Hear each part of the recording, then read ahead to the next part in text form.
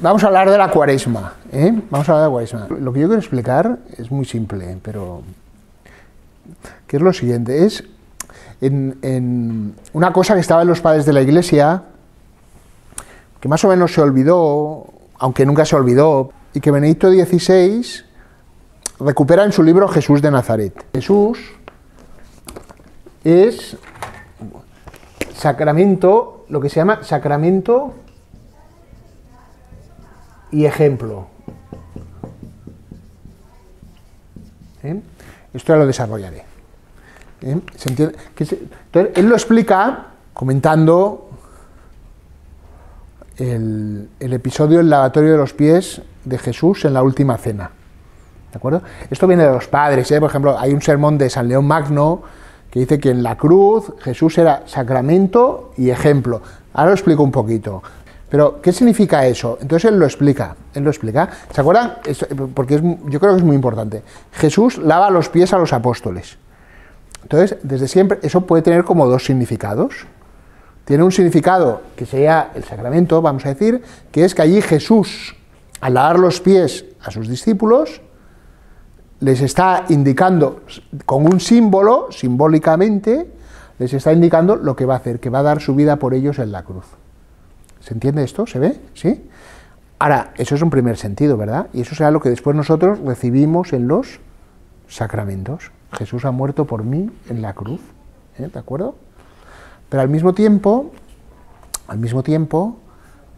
también podemos decir, porque Jesús después les dice, y por eso Jesús, cuando Pedro no quiere que Jesús le lave los pies, ¿se acuerdan?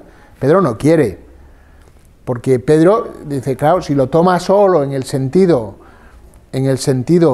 de un servicio que hace Jesús, entonces no quiere que le laven. Entonces Jesús dice, pero vosotros, ya estáis puros. ¿Se acuerdan? Ya estáis puros. Por tanto, solo hay que lavar los pies. Eso tiene un significado un poco en el contexto. Se han reunido para cenar, ¿verdad? Se han reunido para cenar.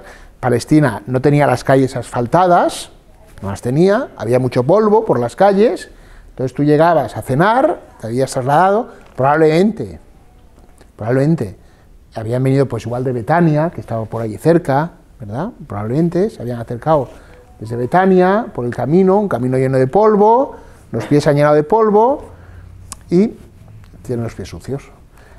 Muchas veces en las casas había un lugar donde lavarse los pies, o los criados lavan los pies.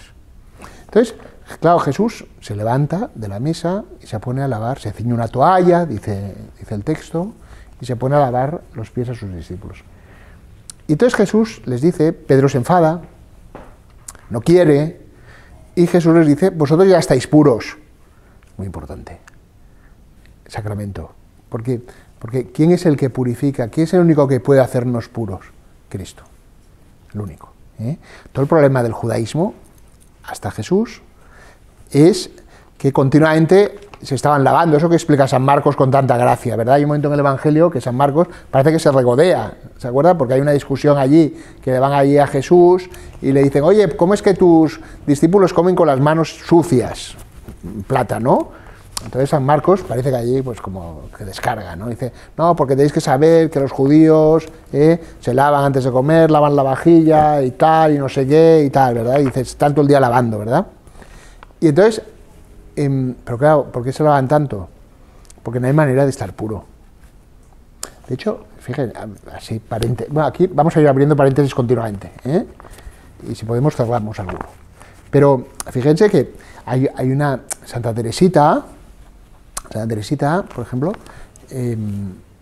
digamos, se lavaría muy poco, por decirlo así, en el sentido este ritual, ¿no? ¿Por qué?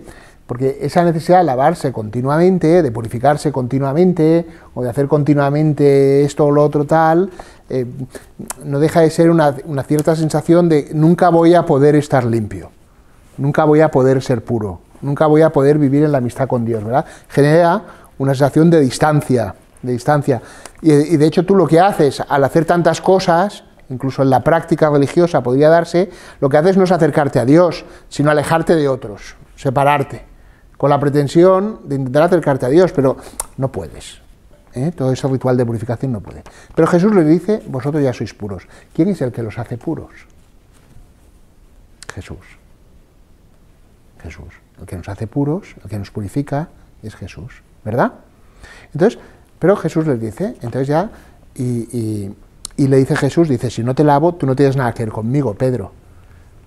Claro, ahí Jesús ya no está hablando en plan de, somos amigos, si no te lavas, no te ajunto, que dirá un niño, ¿verdad? No estamos en ese nivel. Se me está diciendo, déjame que te lave los pies, porque tienes que ver. ¿Vale? Entonces, hay esa primera dimensión. El que nos hace puro es Jesús, es el sacramento, es la cruz, es la cruz. Es lo que después ha pasado a la Iglesia. Por eso es tan importante la liturgia en la Iglesia, es tan importante. Hay otro aspecto. Al mismo tiempo, Jesús les lava los pies a sus discípulos, y entonces les dice, haced, lavaos los pies los unos a los otros, haced como yo os he enseñado. ¿Se ve? Ese es el ejemplo. Entonces, en Cristo siempre tenemos esas dos dimensiones. También Jesús dirá que sobre todo llega a su plenitud cuando Jesús diga, amaros los unos a los otros como yo os he amado. En ese mismo libro, el Papa Benedicto comenta ese mandamiento. También lo comenta en Deus Caritas Es, en la encíclica. Comenta ese mandamiento. ¿Y qué dice ese mandamiento? Dice, ese mandamiento porque es nuevo. Un mandamiento nuevo, dice Jesús, os doy, ¿verdad? Os doy un mandamiento nuevo. A ver si esto lo explico bien. Dice, ¿por qué es nuevo? Dice, ese mandamiento ya estaba. De hecho, cuando Jesús habla en otro momento, ¿se acuerdan? También en San Marcos, habla con el escriba, el escriba le dice, tienes razón, amar a Dios sobre todas las cosas, tal, con todo el corazón, con todo el alma, y amar al prójimo es más importante que todas las ofrendas y sacrificios. Aquel escriba había unido, ¿verdad?, ya la enseñanza de Moisés y la había purificado con todas las enseñanzas de los profetas, ya lo sabía. Es más importante que los sacrificios y holocaustos, ¿de acuerdo? Pero él dice Benito, ¿por qué es nuevo? Si ese mandamiento ya estaba, ¿por qué es nuevo? Dice, no es nuevo por su exigencia moral, no es nuevo porque sea más exigente,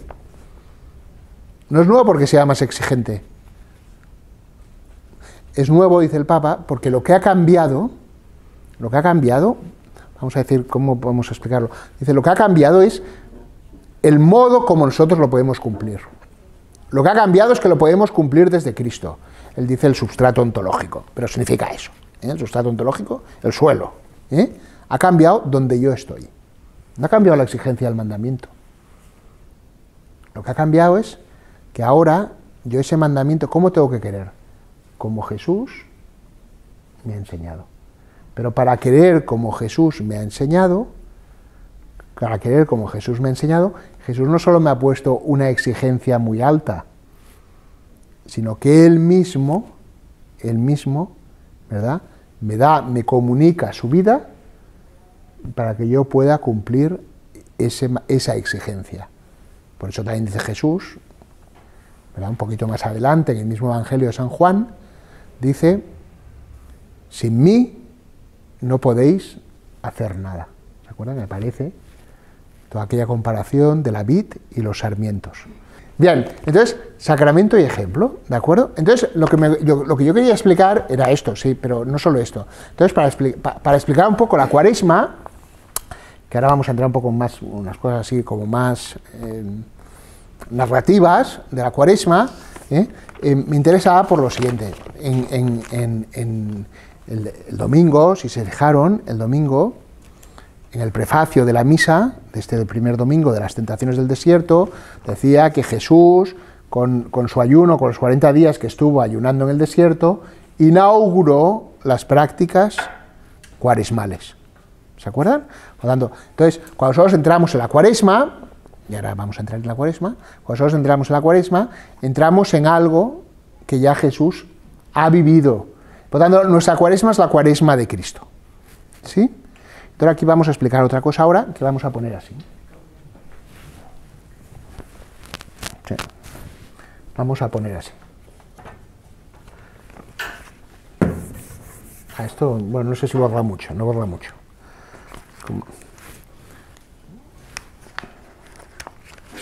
Pero bueno, aunque no borra mucho, pero vamos a poner así, ¿vale? Vamos a poner tipo cumplimiento y nosotros, ¿vale? ¿Qué es un tipo? Un tipo es algo que está anunciado en el Antiguo Testamento. Por ejemplo, está anunciado. Por ejemplo, vamos a poner una cosa que es muy conocida, ¿no? Adán, San Pablo cuando habla de Jesús dice que es el nuevo Adán, ¿verdad? ¿Se acuerdan? Porque Adán es lo que se llama el tipo del primer hombre, del hombre creado, y Jesús es el que nosotros hemos sido recreados, ¿verdad? Con Adán empieza la humanidad, con Jesús empieza el nuevo pueblo de Dios, los cristianos, ¿verdad? ¿Se ve? Hemos nacido de nuevo por el bautismo, es como una recreación. Los padres de la Iglesia también decían, Eva es el tipo del Antiguo Testamento, la madre de los vivientes, la Virgen María, Eva es el tipo de María. ¿Se ve? ¿Sí? Todo el Antiguo Testamento habla de Cristo. Y todo el Antiguo Testamento se cumple en Jesús. Cuando los fariseos discutían con Cristo, y le contraponían Moisés, Jesús le decía, oye, leer a Moisés y veréis que Moisés habla de mí. Todo el Antiguo Testamento habla de Jesús. Los salmos hablan de Jesús. Entonces ahora vamos a ver algunas figuras, también en lugar de tiempo podríamos poner figura.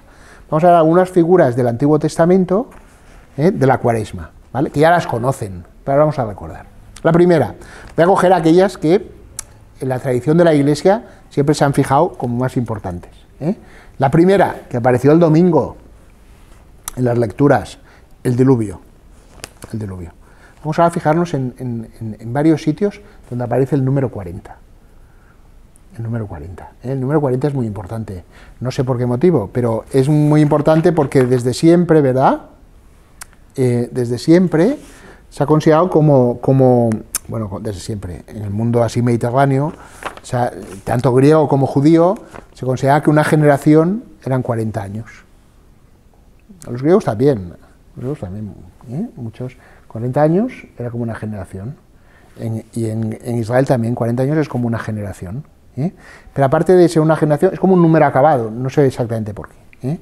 Pero se usa. Entonces aparecen muchas cosas vinculadas al 40 y vinculados también con contenido cuaresmal. La primera es esta, la primera es el diluvio. Apareció el domingo, ¿se acuerdan? Apareció el diluvio.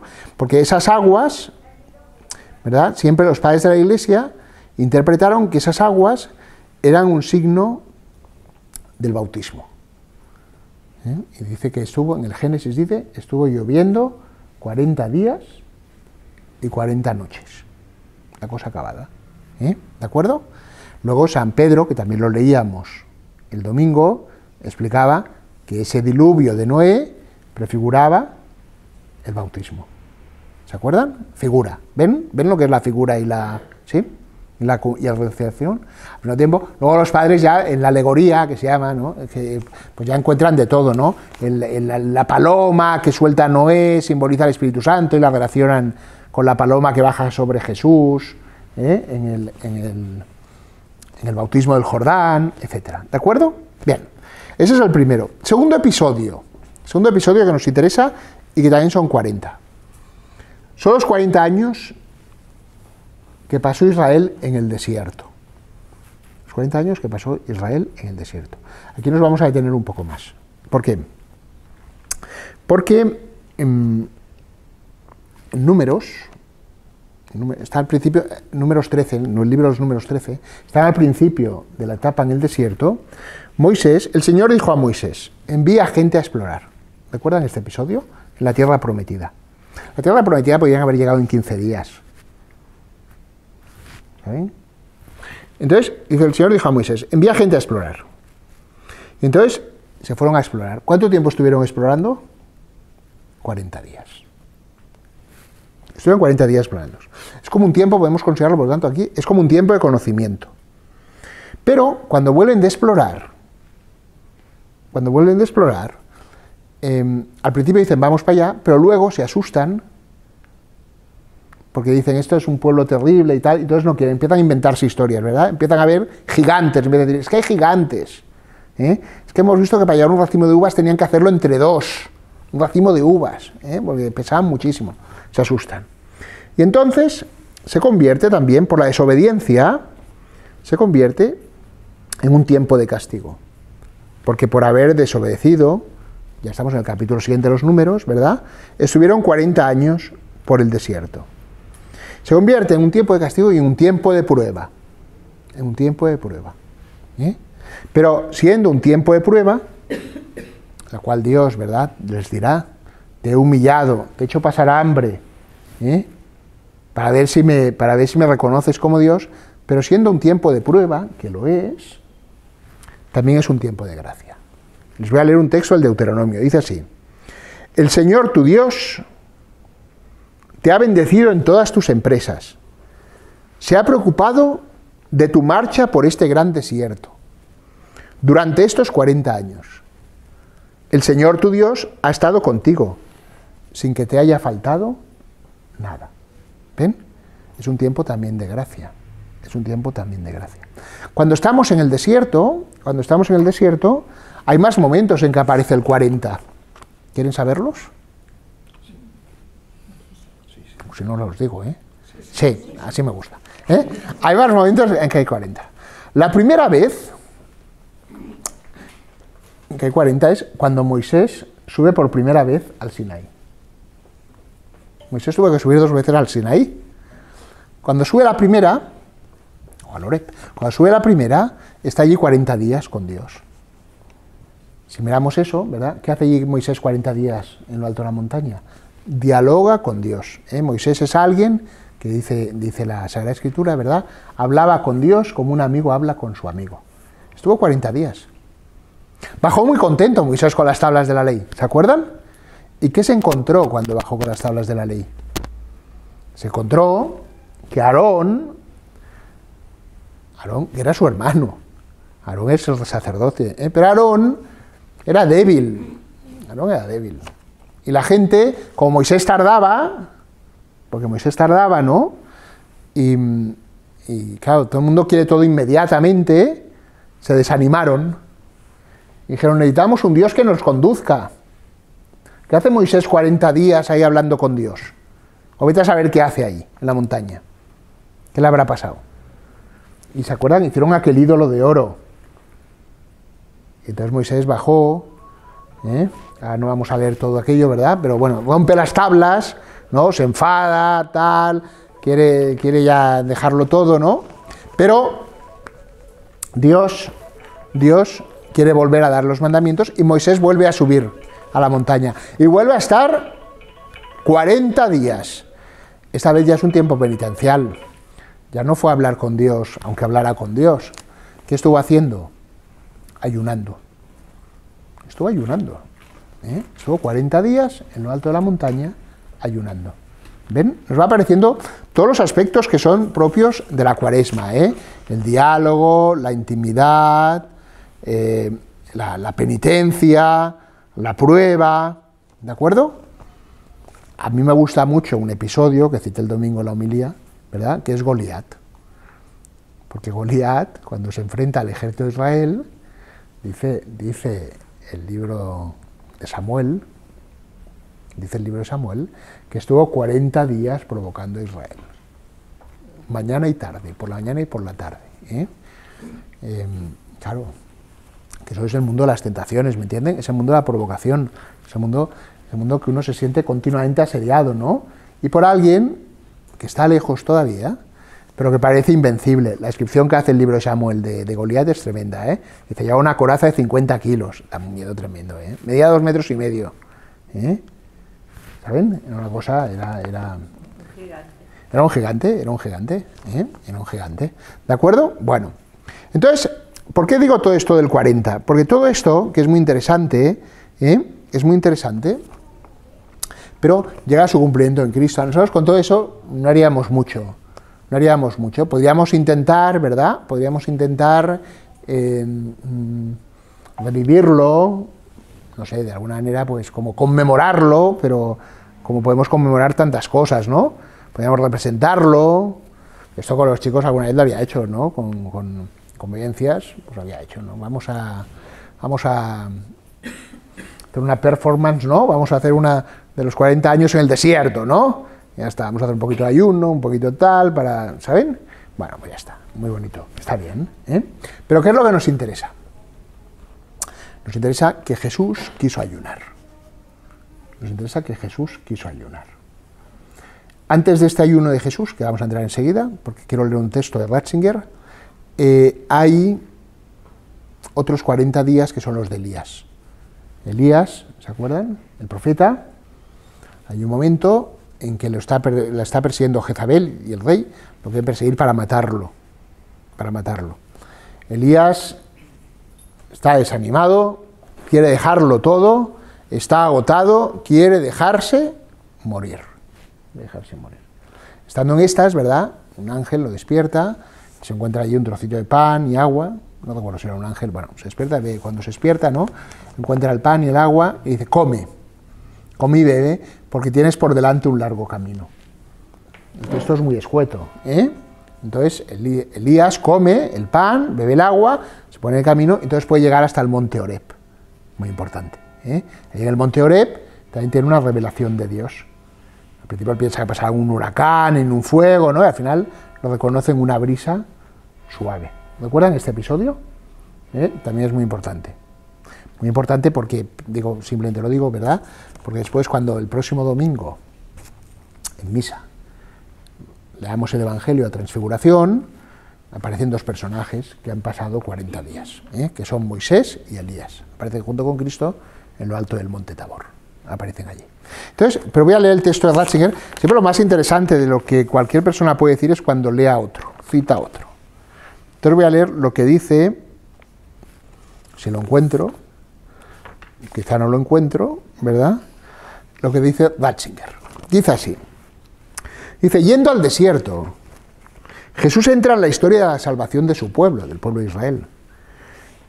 Esa historia empieza después de la salida de Egipto, por una migración de 40 años por el desierto.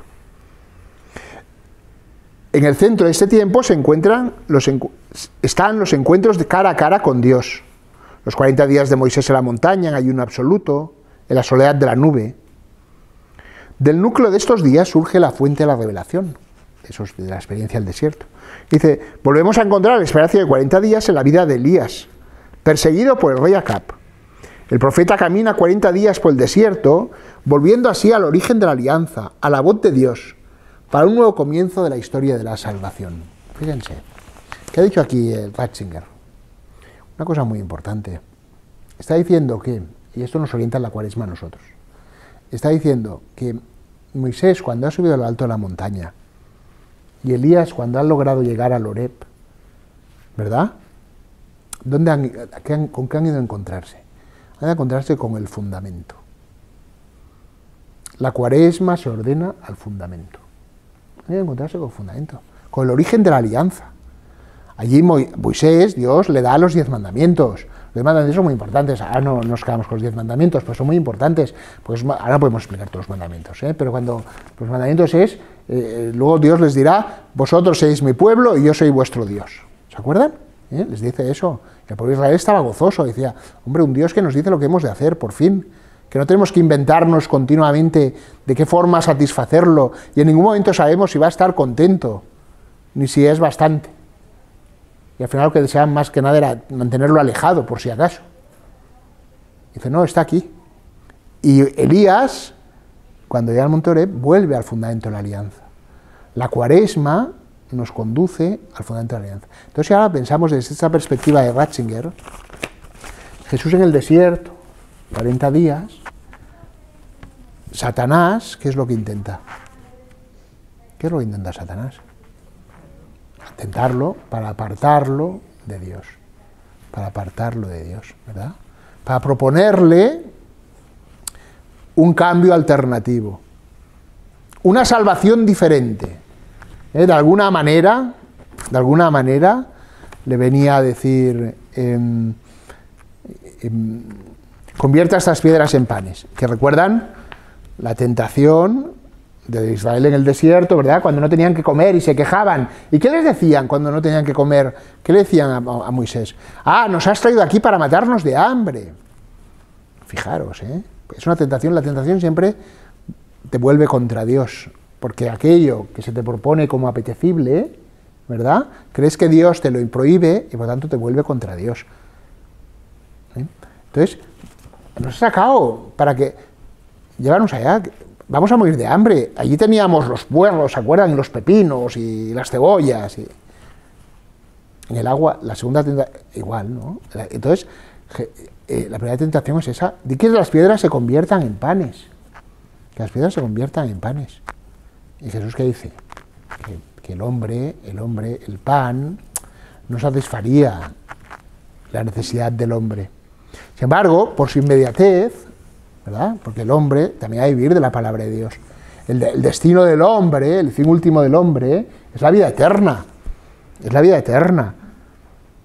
Ese texto del Evangelio, en ningún momento, ¿verdad?, dice no hay que dar de comer a la gente, ni hay que aprovechar los recursos de la naturaleza, ni hay que intentar explotarlos de una forma cada vez mejor para que lleguen a más gente. No dice eso. ¿Qué dice? No se puede ahogar, no hay derecho a ahogar el deseo de felicidad del hombre, que encuentra su cumplimiento en Dios, en el encuentro con Dios, en la plenitud de Dios. Hay un texto profético, en otro sentido, no de la Biblia, que es de Dostoyevsky. Dostoyevsky, en un libro que se llama Los hermanos Karamazov, tiene un diálogo, que es el diálogo con el gran inquisidor. Una cosa que se inventa Dostoyevsky, ¿no? También, bueno, pero que básicamente, no básicamente, una de las cosas que dice en ese texto es, el inquisidor, ¿verdad?, ha detenido a Cristo, Cristo se apareció en Sevilla en medio de las procesiones, ¿verdad?, en el siglo XVI, aparece allí, es un cuento, es un cuento además un poco anticatólico, porque Dostoyevsky pues, era ortodoxo y pensaba que Roma era un peligro. Y entonces se aparece el gran inquisidor, lo ve y dice, hay que detenerlo inmediatamente, ¿no?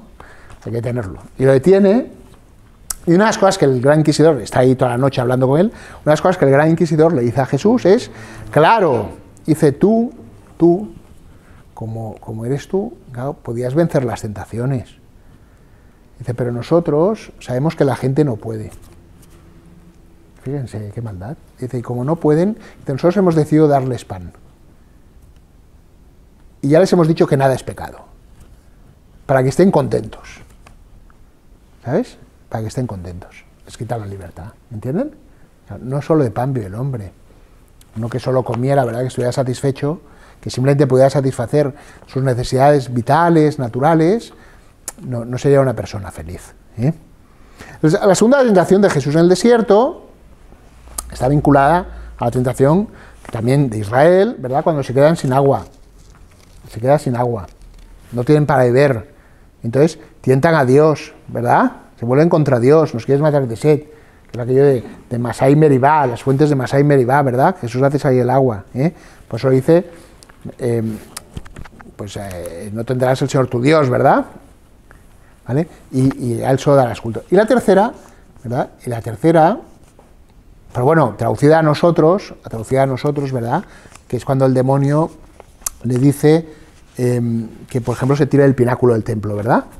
Es el exhibicionismo, ¿no? Es el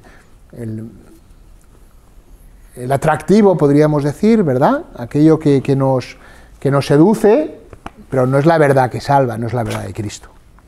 Y la última es aquella que te daré todo si me adoras, que es un poco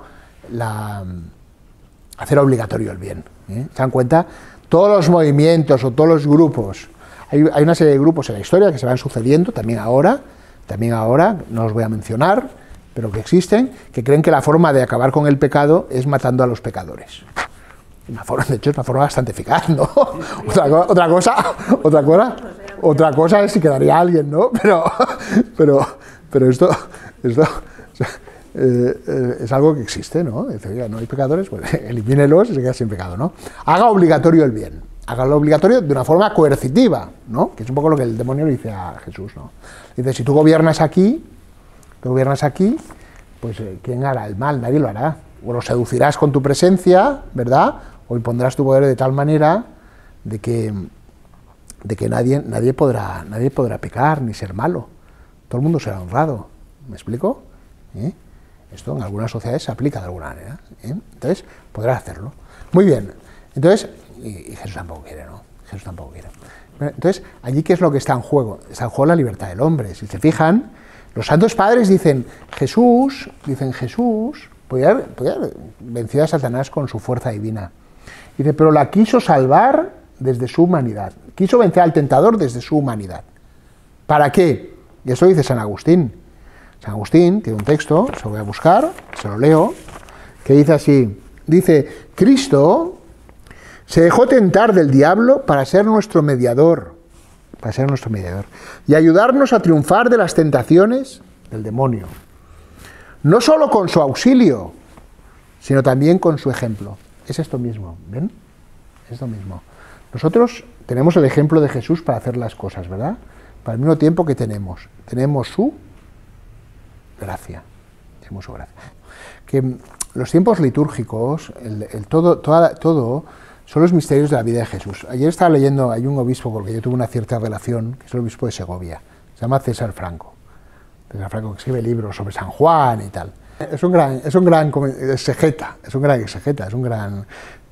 y es muy buena persona. Y hace poco ha ganado un premio de poesía, Fernando Rielo de poesía, es un gran poeta. Y él, que es un hombre muy espiritual también, ¿verdad? Él insiste también mucho en esto, ¿no? Como, dice, nosotros, dice, por la liturgia, por la celebración, nos hacemos contemporáneos de aquellos que vieron cómo Jesús murió en la cruz. Nos hacemos contemporáneos de los que vieron a Jesús resucitado. San León Magno dice, hay un momento que dice, hemos leído la Pasión. San León Magno tiene unos sermones muy bonitos sobre todo el año litúrgico. Dice, bueno, o sobre algunas épocas del año litúrgico. Dice, hemos celebrado la Pasión, dice, hemos oído la Pasión. Dice, por la lectura hemos visto. Por la lectura hemos visto. Pues eso es tan importante, ¿verdad? Leer bien los textos y con calma, despacito. Y leerlos muchas veces, a veces, ¿no? Y en casa y con calma. Dice, hemos visto todo lo que era la Pasión. Ustedes quizá han manejado libros, yo he manejado. Por ejemplo, yo me acuerdo cuando yo muchas veces en Cuaresma, este año no porque lo he perdido, pero leía el libro La Pasión del Padre Lapuente, que va comentando, ¿verdad?, toda la Pasión, y dice, hay cosas, se las imagina. Dice, pero hemos visto. Por la lectura hemos visto. Y luego dice, por la imaginación hemos vivido. Fíjense qué bonito. Me encuentro mucha gente mayor que te comenta el Evangelio con lo que han imaginado. Y está muy bien. Quiere decir que generalmente son cosas muy interesantes. ¿Por qué? Porque, ¿qué significa? Entonces dice San León, dice, por la imaginación hemos vivido. Cuando imaginas, vives. Vives, no vives, claro, aquí la imaginación tiene sentido, ¿no? De uno intentarse meterse porque toma conciencia de que está allí. San Ignacio lo dice, como si presente me hallare, como si estuviera allí presente, ¿de acuerdo? Entonces, ¿por qué digo esto? Porque cuando entramos a la Cuaresma, todos los misterios son un misterio de Cristo. Entonces, bueno, allí tenemos que, en lugar de cumplimiento, podríamos haber puesto misterio, ¿sabe? Todo es misterio.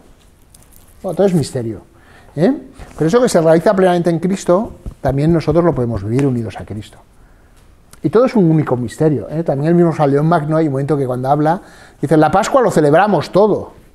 La Pascua lo celebramos todo, y es verdad, si se fijan en la vigilia pascual, se lee desde la creación hasta la resurrección de Cristo, porque lo celebramos todo.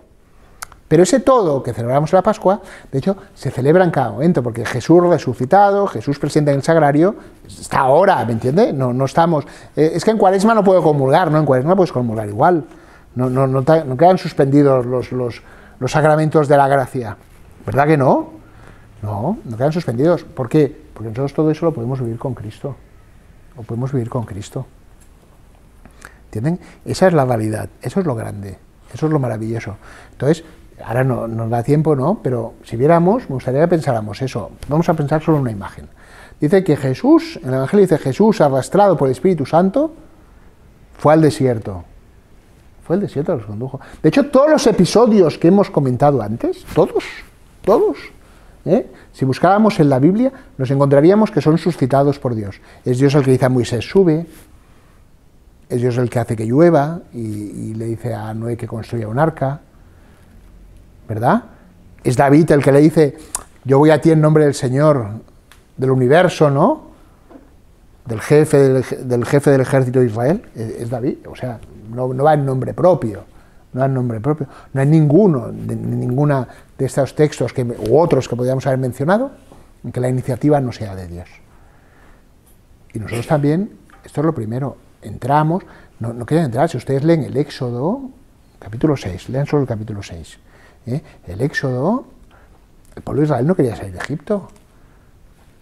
Moisés va allí y le dice, oye, que nos tenemos que ir. El pueblo de Israel, dice el Éxodo, ahora no recuerdo las palabras textuales, pero viene a decir así, dice, vivía tal situación en la opresión que no tenían ganas que no querían irse. Y después cuando Moisés y Aarón empiezan a hacer prodigios, los de detrás le dicen, oye, que nos estás fastidiando la vida, que el faraón se está enfadando con nosotros, ¿qué haces? No querían irse. Y después ya cuando se van, Moisés les dice, no os preocupéis porque Yahvé, Dios, combatirá por vosotros, en vuestro lugar, ¿vale? Pues no quieren. Entonces, eso hay que darse cuenta, porque si no, si entro yo en la Cuaresma como un esfuerzo mío, que eso puede estar, ¿no? La gente más joven a veces está, y tampoco es del todo malo, porque, ¿verdad? Fortalece vuestra voluntad, pero no es eso. Es algo que entro con Cristo. Y lo vivo con la Iglesia. Entonces, en esa conciencia de que estoy con Cristo, de que lo vivo con Cristo, que intento configurarme con Cristo, que participo de la vida de Cristo, entonces, todas las prácticas cuaresmales se pueden ir viendo ya de otra manera. Es más fácil. Ya no es una exigencia que tengo delante, sino que es una identificación con Cristo que quizá, es posible, me lleve a ser exigente, ¿me entienden? Muy exigente igual, o más exigente, pero de otra manera. Como algo que Dios hace en mí, lo que dice San Pablo, ¿no? Que es la gracia, ¿verdad? La que actúa, no yo, dice él. Hay un momento, ¿no?, al final de su vida muy bonito, muy entrañable. Porque dice, he hecho la carrera, dice, no yo, dice, sino he cumplido tal, ¿no? Está ahí repasando, dice, no yo, sino la gracia de Dios conmigo. Muy bonito eso, es tremendo. Bueno, acabo, pero quiero decirles lo de la Virgen María. Cuando yo empecé a pensar esta charla, que al final ha sido otra, ¿no? Pero cuando empecé a pensarla, que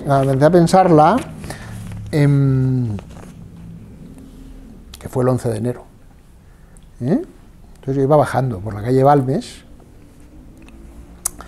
y entonces pensaba, pero claro, llega el Adviento y uno fácilmente sitúa a la Virgen, ¿verdad? La Virgen de Adviento, la que espera y tal. Pero llega la Cuaresma y cuesta, ¿cuál es la Virgen de la Cuaresma? ¿Dónde está la Virgen María en Cuaresma, no? Hombre, Santa Teresita tiene algún texto que se imagina a Sagrada Familia cuando ayunaban, y como Jesús le daba la naranja, pues o la guardaba para darse, ¿sabes? Es muy bonito, hay algún texto por ahí, lo podemos buscar, de los ayunos de la Sagrada Familia. Esa cosa ayunaba menos porque tenía que trabajar y tal. Ella lo explica, se lo imagina. Muy bien, entonces yo he pensado, o sea, dándole vueltas a eso, digo, hay un texto que nos ayuda, o a mí me ayuda, ¿verdad?, a vivir este misterio, ¿no? Que es la Virgen en Caná de Galilea. Es la Virgen en Caná de Galilea. Esto que estamos explicando. ¿Por qué? Porque la Virgen en Caná de Galilea lo que hace, ¿se acuerdan el diálogo, no?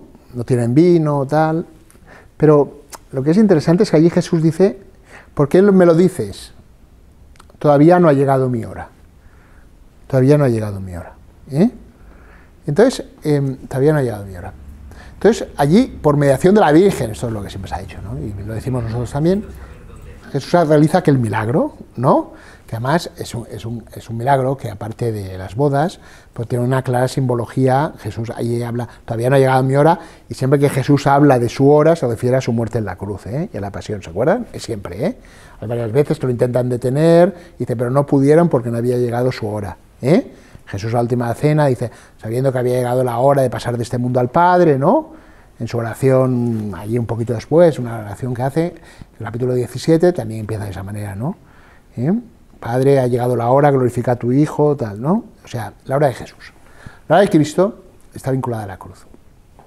Pero la Virgen anticipa eso. Y no solo eso, sino que ¿qué hace? O sea, es la que, por decir de alguna manera, en cualquier tiempo, por ejemplo, también en la Cuaresma, yo lo pienso en la Cuaresma mucho, cualquier tiempo, es a través de la Virgen María, donde podríamos decir el hoy de Cristo, que es el hoy de la salvación, ¿verdad? Es el del que ha muerto por nosotros, es la realidad de que la gracia nos viene por Él, ¿no? De que nos ha redimido, Eso que a veces se olvida, se mitiga, se pierde, siempre a través de la Virgen María se recupera eso, se recupera eso, ¿de acuerdo? Pero no solo eso, sino que ¿qué hace? ¿Qué hace? No solo nos lo recuerda y o propicia eso en Cristo, sino que además tiene como eso, el doble movimiento, ¿verdad? Pone en movimiento a Cristo y pone en movimiento a los hombres, porque se dirige a los criados y les dice: haced lo que Él os diga, ¿de acuerdo? De tal manera que es ella la que continuamente, ¿verdad?, nos va rectificando, por decirlo de alguna manera, nos rectifica también, está ahí, ¿no?, como bisagra, entre su Hijo y nosotros, implorando la gracia de Cristo para nosotros, rectificándonos a nosotros, ¿verdad?, para que no perdamos, para que cooperemos en la obra de Cristo, para que no... Entonces, ¿qué aportamos? Pues lo que aportaba aquella gente, ¿no? Agua. El agua no es mucha cosa, ¿no? Ahí, bueno, hoy en día sí porque no llueve, pero me refiero que el agua tiene el sentido de ese, ¿verdad?, de aquello que también puede interpretarse, o yo a mí me gusta interpretarlo también, porque dice que allí había 6 tinajas destinadas a las abluciones, volvemos al principio y acabamos, ¿no?, que era para lavarse. Nosotros también podemos ofrecerle eso, y a veces lo pienso también así. Dice, ¿yo qué puedo ofrecer? Es que yo no, solo sé, pues no sé, lo que sea, ¿no? Solo sé, pues hacer oraciones vocales, o solo sé hacer estas cositas, ¿verdad? O solo sé renunciar a lo que sea, ¿verdad? Podemos ofrecer eso, no importa, tú ofreces eso, Las llenaron usquatsumum, dice, hasta rebosar, las llenaron hasta arriba. Eso es muy importante, porque ese hasta arriba lo que indica es que las ganas de hacer las cosas bien, o el deseo de darlo todo, aunque sea eso. Y eso yo creo que nos llena de mucha confianza, ¿verdad? Porque tú dices, mira, yo doy eso poquito, ¿verdad? Haced lo que Él os diga, Jesús te pide eso.